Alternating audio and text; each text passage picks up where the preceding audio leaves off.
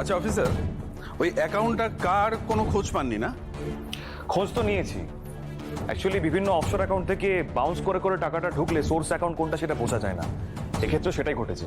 ও আচ্ছা আচ্ছা, আপনি বসুন, আপনি বসুন প্লিজ বসুন।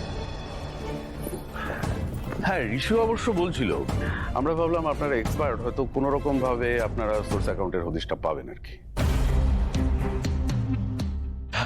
আমি বলি কি অফিসার, দেখুন যাই ঘটে যাক না কেন, আমাদের টাকা তো আমরা ফিরে পেয়ে গেছি না। আর সব থেকে বড় কথা হলো আমরা আমাদের ছেলেকে জেল যাওয়া থেকে আটকাতে পেরেছি। এটাই আমাদের কাছে অনেক, তাই না? না দাদা, এটা অনেক নয়। এই ঘটনাটাই শুধু নয়, আমাদের সাথে একটার পর একটা রিপিটেডলি ঘটনা ঘটে চলেছে। কিন্তু ইশিকার গয়নার দোকানে গয়না চুরি হলো, ঋষি কিডন্যাপ হলো, এর পরেও আপনি বলবেন আরে আপনারা আপনারা তো কোনো তদন্ত করছেনই না, কোনো হদিশই পাওয়া যাচ্ছে না কোনো কিছু। সরি ম্যাডাম, পুলিশ কিন্তু বসে নেই। পুলিশ সবসময় ক্রিমিনালদের থেকে এক কদম এগিয়ে থাকে। এই সব তদন্ত চলছে।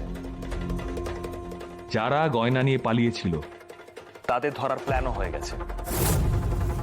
তবে আজকের এখানে আসার মেন যেটা কারণ সেটা হলো এই যে ঘটনাটা ঘটে গেল, সেটা নিয়ে আমাদের কিছু প্রশ্ন আছে, তার উত্তরই খুঁজছি।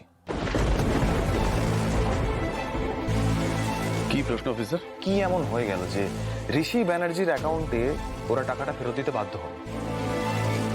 একবার ভেবে দেখুন, ঋষি ব্যানার্জি বিপদে পড়তে পারে, ঋষি ব্যানার্জি জেল হতে পারে। এই খবরটা বাজারে ছড়ানোর পরে কিন্তু এই ঘটনাটা ঘটলো।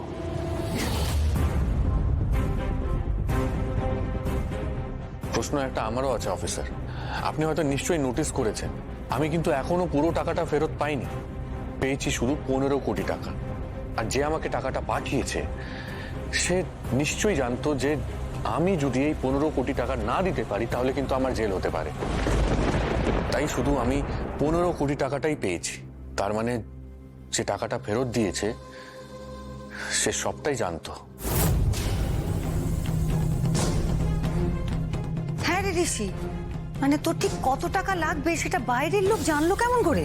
এক্স্যাক্টলি মা, আমারও মনে হচ্ছে পুলিশ যেটা সন্দেহ করছে সেটাই ঠিক।